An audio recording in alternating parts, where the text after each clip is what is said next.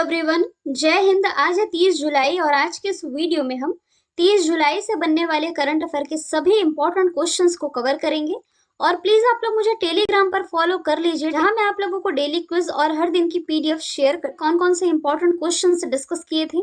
कि अभी हाल ही में शतरंज ओलंपियाड जो शुरू हुआ है, मेजबान इसका है तमिलनाडु की राजधानी चेन्नई। और बीसीसीआई का नया स्पॉन्सर मास्टर कार्ड बन गया है। सीआरपीएफ ने अपना स्थापना दिवस 27 जुलाई को मनाया। टी20 के इतिहास में सबसे कम उम्र में शतक लगाने वाले जो बल्लेबाज है, ये हैं फ्रांस के गुस्ताव मैक्यून। हेपेटाइटिस डी 28 जुलाई को मनाया जाता है। अभी रिसेंटली जो सरकारी आंकड़े जारी किए गए, इसमें बताया गया बीते 3 सालों में 329 टाइगर्स की मौत हुई है। भारत की सबसे धनवान महिला बनी है रोशनी नाडार, इसके बाद फाल्गुनी नायर और इसके बाद किरण मजूमदार शॉ। गुजरात में जो 36 नेशनल गेम्स होंगे, इसमें शेर को शामिल किया गया है। मतलब कि इसमें लोगों में भारत का पहला मस्तिष्क स्वास्थ्य क्लिनिक बेंगलोर में ओपन हुआ है। और वोडाफोन आइडिया के नए सीईओ अक्षय मुंद्रा बन गए। ये हम लोगों ने कल पढ़ा था। आज का सवाल है, अभी देखो कॉमनवेल्थ गेम्स शुरू होने हैं। इसमें जो उद्घाटन समारोह है, इसमें भारतीय दल का जो ध्वजवाहक यानी कि फ्लैग बेरर होंगे, ये कौन होंगे ओपन सेरेमनी में? तो मनप्रीत सिंह और पीवी सिंधु, ये दोनों ही होंगे। मतलब कि जो कॉमनवेल्थ गेम्स कमेटी है, इसके द्वारा एक पुरुष और एक महिला की नियुक्ति की जानी थी। ओपन समारोह में तो पुरुष की तरफ से मनप्रीत सिंह और महिला की तरफ से पीवी सिंधु। अब इतना बेसिक तो आप लोगों को मालूम है कि जो कॉमनवेल्थ गेम्स 2022 है, इसका एडिशन यानी कि ये इसका 22वां संस्करण है। और हो कहाँ रहा है ये इसका 22वां संस्करण? ये हो रहा है बर्मिंघम में। बर्मिंघम है कहाँ? इंग्लैंड के बर्मिंघम में ये आयोजित किया जा रहा है। इसका जो पहला संस्करण है कॉमनवेल्थ गेम्स का, ये 1930 में आयोजित किया गया था हैमिल्टन कनाडा में। ठीक है, तो फ्लैग बेरर के बारे में डिस्कस कर लेते हैं पहले, जैसे कि पीवी सिंधु और मनप्रीत सिंह। पीवी सिंधु ये 2 बार की ओलंपिक पदक विजेता है। 2 बार की कैसे? एक बार 2016 में इन्होंने कौन सा मेडल जीता था? 2016 में इन्होंने सिल्वर जीता था। और अभी टोक्यो ओलंपिक 2020 में इन्होंने ब्रॉन्ज जीता। तो हो गया ना 2 बार की ओलंपिक पदक विजेता। जबकि जो मनप्रीत सिंह है, ये पुरुष हॉकी टीम के कैप्टन है। अभी जो टोक्यो ओलंपिक संपन्न हुआ था, इसमें पुरुष हॉकी टीम ने ब्रॉन्ज मेडल जीता था, तो इस टीम का ये हिस्सा थे। ठीक है, और पीवी सिंधु ने अभी जो पिछला कॉमनवेल्थ गेम्स 2018 में कहा हुआ था, गोल्ड कोस्ट ऑस्ट्रेलिया में, इसमें भी ये भारत की तरफ से ध्वजवाहक रही थी। और अभी इन्हें कॉमनवेल्थ गेम्स में भारत की तरफ से ध्वजवाहक है जो कि नियुक्त किया गया है। नीरज चोपड़ा, ये अभी ओलंपिक संपन्न हुआ था ना, इसमें समापन समारोह में ध्वजवाहक होने थे। बाद में फिर बजरंग पुनिया ने कमान संभाली थी। अब देखो, ये बेसिक हम डिस्कस कर लेते हैं कि कॉमनवेल्थ गेम्स के बारे में इतना मैंने बता दिया है कि 1930 से इसकी शुरुआत हुई थी हैमिल्टन कनाडा से, और हर 4 साल में ये आयोजित किया जाता है। उस हिसाब से भी हम देखें तो इसका लेटेस्ट एडिशन है 2022 वाला, जो कि इंग्लैंड के बर्मिंघम में हो रहा है। पिछला एडिशन यानी कि 2021 का इसका जो एडिशन था, सॉरी 2021 नहीं, 21वां एडिशन था जो इसका 2018 में, ये ऑस्ट्रेलिया के गोल्ड कोस्ट में आयोजित किया गया था। ठीक है, अभी आपके जिनके एग्जाम होने अगस्त में, डोंट वरी, उनके एग्जाम में कॉमनवेल्थ से प्रश्न नहीं बनेंगे। ठीक है, अब 2-3 महीने बाद जो एग्जाम होंगे उसमें पूछा जा सकता है कॉमनवेल्थ गेम से रिलेटेड। तो पहला मेजबान यदि पूछा जाए तो कनाडा है राइट आंसर। ठीक है, और फिर 1930 में हुआ, ये भी मैंने बता दिया। इसके अलावा आप क्या रिलेट कर सकते हो? इस बार के कॉमनवेल्थ गेम्स में खास क्या है? 2022 का जो कॉमनवेल्थ गेम्स है, इसमें नया है वुमेन क्रिकेट। याद आया कुछ? वुमेन क्रिकेट को शामिल किया गया है, ये नया है। और यदि पूछा जाए सबसे ज्यादा मेजबानी किसने की है कॉमनवेल्थ गेम्स की, सबसे ज्यादा मेजबान देश कौन रहा है? तो ये है ऑस्ट्रेलिया। और भारत मेरा कॉमनवेल्थ गेम्स ये हुए थे 2010 में। ये कुछ एडिशनल जानकारी है जो कि आप लोगों को याद रख लेनी है। हाल ही में जो आईसीसी है, आईसीसी में कितने नए देशों को एसोसिएट का दर्जा दिया गया है? तो अभी हाल ही में टोटल 3 कंट्रीज जो कि हैं उज्बेकिस्तान, कंबोडिया और आइवरी कोस्ट, ये आईसीसी के नए सदस्य बन गए हैं। वैसे इसकी घोषणा तो पहले भी हुई थी, मैंने आप लोगों को बताया था। तो आईसीसी में एशियाई देशों की संख्या 25 हो गई है। जो आइवरी कोस्ट है तो अफ्रीकी कंट्री जिसमें शामिल हुआ है, तो इसे अब आप कह सकते हैं कि मेंबरशिप मिल गई है आईसीसी की। हालांकि आईसीसी के बारे में हम आगे भी डिस्कस करने जा रहे हैं, तो वहां हम डिस्कस कर लेंगे। यहाँ कुछ नई कंट्रीज जो कि किसी संगठन में शामिल हुई हैं, ये हम डिस्कस कर लेते हैं। जैसे कि हाल ही के दिनों में हम लोगों ने ईरान के बारे में पढ़ा था। ईरान जो कि किसका नया सदस्य बना है? ईरान संघाई कॉरपोरेशन ऑर्गेनाइजेशन का। जबकि भारत और पाकिस्तान, ये भी मैंने आप लोगों को बताया था कि इंडिया और पाकिस्तान ये एससीओ के मेंबर बने थे 2017 में। एससीओ की टोटल 8 मेंबर कंट्री है, 9वां अभी शामिल हो चुका है ईरान। इसके अलावा क्या रिलेट कर सकते हो?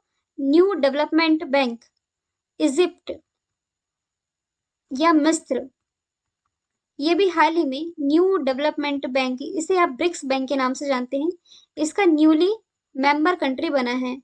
इसके अलावा एंडोरा इंटरनेशनल मॉनेटरी फंड, इसका ये 190वां 190th मेंबर कंट्री है। और फिर इसके अलावा साउथ सुडान आप रिलेट कर सकते हो, दक्षिण सुडान, ये यूनाइटेड नेशन यानी कि संयुक्त राष्ट्र की जो 193 मेंबर कंट्री है, इसका 193rd मेंबर कंट्री ये साउथ सुडान ही हो जाएगा। नीयू को आप रिलेट कर सकते हो, नीयू जो कि एशियन डेवलपमेंट बैंक में 68 मेंबर कंट्री है, तो इसका लास्ट और 68th मेंबर कंट्री ये नीयू ही हो जाएगा। ठीक है, अगला प्रश्न है, किस देश में 300 साल बाद लूलो रोज नामक सबसे बड़ा गुलाबी हीरा मिला है?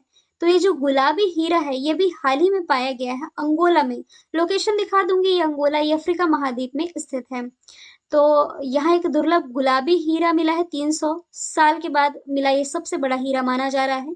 170 कैरेट का है ये, इसे नाम दिया गया है द लूलो रोज, और 34 ग्राम इसका वजन हो जाएगा। अंगोला जो कि अफ्रीकी देश है, यहाँ ये पाया गया है। इसका टाइप है 2A, मतलब कि इसमें बहुत कम या कोई भी अशुद्धता नहीं है। ठीक है, ये है अंगोला की लोकेशन, ये अफ्रीका महाद्वीप में है।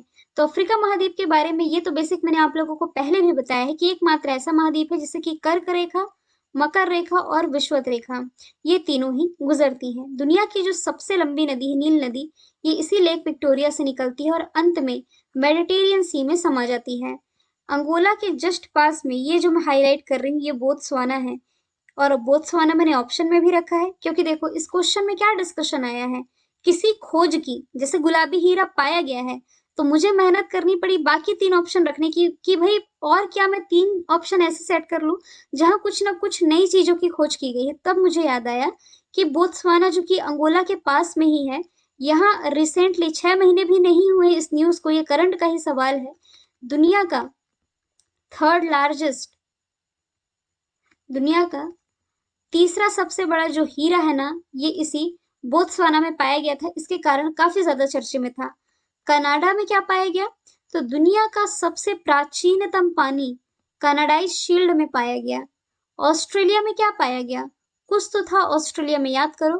तो दुनिया का सबसे बड़ा पौधा, कितना बड़ा पौधा था? ऑस्ट्रेलिया से कुछ नाम था ना, 180 किलोमीटर के क्षेत्र तक ये फैला था।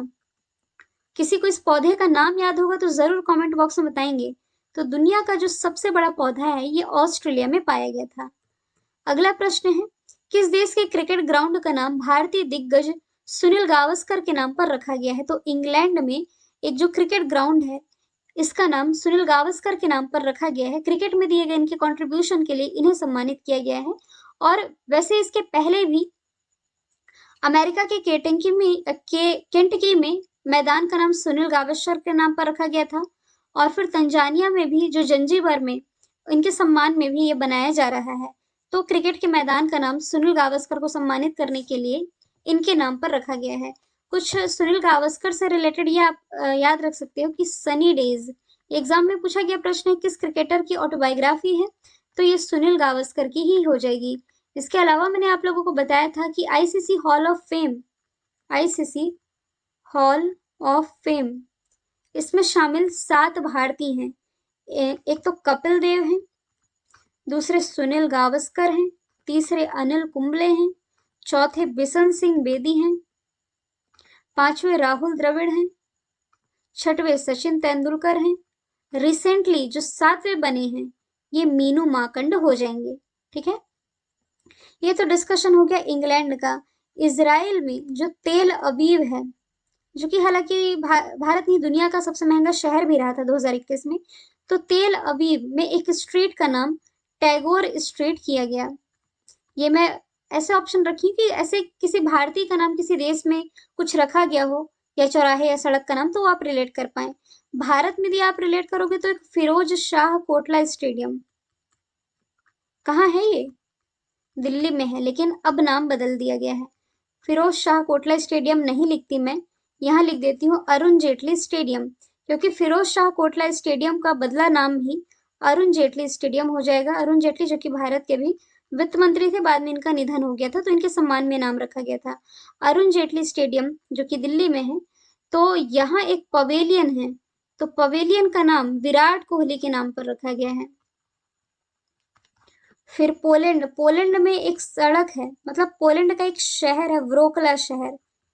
इस व्रोकला शहर में ना एक चौराहा है, इस चौराहे का नाम हरिवंश राय बच्चन जी, अमिताभ बच्चन जी के पिता हैं, ये पिता थे हरिवंश राय बच्चन जी, इनके नाम पर ये रखा गया था।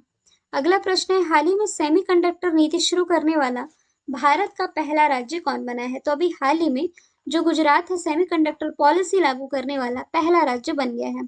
सेमीकंडक्टर, या आप इसे हिंदी में कह सकते हैं अर्धचालक, नाम आप लोगों ने सुना होगा। तो ये जो सेमीकंडक्टर मटेरियल के प्रयोग से ही आज हमारे जो कंप्यूटर के साइज है ना, ये इतने छोटे हो गए। हमारे घर में काफी सारी चीजें ऐसे इस्तेमाल होती है जिसमें कि सेमीकंडक्टर लगा होता है, लेकिन हमें मालूम नहीं होता। जैसे कि आपका एलईडी बल्ब हो गया, टीवी हो गया, जो आप स्मार्टफोन चलाते हैं, मतलब स्मार्ट ही कर रहे हैं चीजों को, तो इसमें सेमीकंडक्टर का इस्तेमाल किया जाता है। तो सेमीकंडक्टर के क्षेत्र में आगे बढ़ने के लिए, मतलब कि आगे 5 सालों में इस क्षेत्र में लोगों को लगा करके, मतलब कि इन्हें नौकरियां पैदा करके इन्हें रोजगार दिया जा सके, ऐसी नीति बना रही है गुजरात गवर्नमेंट। इसके लिए जो गुजरात है ये एक सेमीकॉन सिटी भी स्थापित करने जा रही है। तो इसका मेन पर्पस यही है कि गुजरात में semiconductor fabrication unit, display fabrication unit और इससे रिलेटेड जो भी मार्केटिंग सुविधाएं हैं ये आकर्षित की जा सके। गुजरात की यदि मैं बात करूं, गांधीनगर राजधानी है, मुख्यमंत्री भूपेंद्र सिंह, राज्यपाल आचार्य देवव्रत, गिर वंशजा ब्लैक बक मरीन, ये आप लोगों को रट चुका होगा। 36वें नेशनल गेम्स में शेर को शामिल किया गया है। गुड गवर्नेंस इंडेक्स में गुजरात टॉप पर है। दुनिया का सबसे बड़ा टॉय म्यूजियम यही बनने जा रहा है। दुनिया का सबसे बड़ा क्रिकेट स्टेडियम यही है। भारत का सबसे बड़ा हार्ट हॉस्पिटल यही है। भारत का सबसे बड़ा मल्टी मॉडल लॉजिस्टिक पार्क यही बनेगा। ठीक है, अब देखो इस प्रश्न में आया है नीति का, कि किसी नीति को लागू करने वाला पहला राज्य, नीति यानी कि वही पॉलिसी, वैसे आप रिलेट करो, जल नीति लागू करने वाला पहला राज्य मेघालय, एथेनॉल पॉलिसी लागू करने वाला पहला राज्य बिहार, बायोफ्यूल पॉलिसी लागू करने वाला पहला राज्य राजस्थान। अब आप समझे कि क्वेश्चन तो ठीक है, मुझे ज्यादा टाइम लगता है ऑप्शन सेट करने में, तो प्लीज इसकी वैल्यू किया करिए। आप लोग वीडियो को जितनी मेहनत की जाती है आप लोगों को कंटेंट बनाने में, उतना सेटिस्फाइड मैं होती नहीं हूँ। सीरियसली बता रही हूँ आज आप लोगों को, क्योंकि खान सर के एप्लीकेशन पर भी क्लासेस लेनी पड़ती है, और इसके बावजूद मैं समय निकाल करके, आप लोगों को याद होगा मेरी तबियत खराब थी तब भी मैंने एक भी दिन क्लास मिस नहीं की है।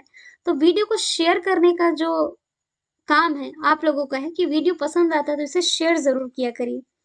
अगला इंपॉर्टेंट डे इंटरनेशनल डे से रिलेटेड है। कल ही मैंने आप लोगों को बता दिया था कि 29 जुलाई को अंतरराष्ट्रीय बाघ दिवस मनाया जाता है। तो बाघों के संरक्षण के लिए लोगों में अवेयरनेस लाने के लिए ये दिवस मनाया जाता है। और इस बार की थीम है, लंबी थीम है, इतनी लंबी थीम एग्जाम में नहीं पूछी जाती है, हालांकि ये मैं आप लोगों को सब कुछ पीडीएफ में प्रोवाइड करा दूंगी।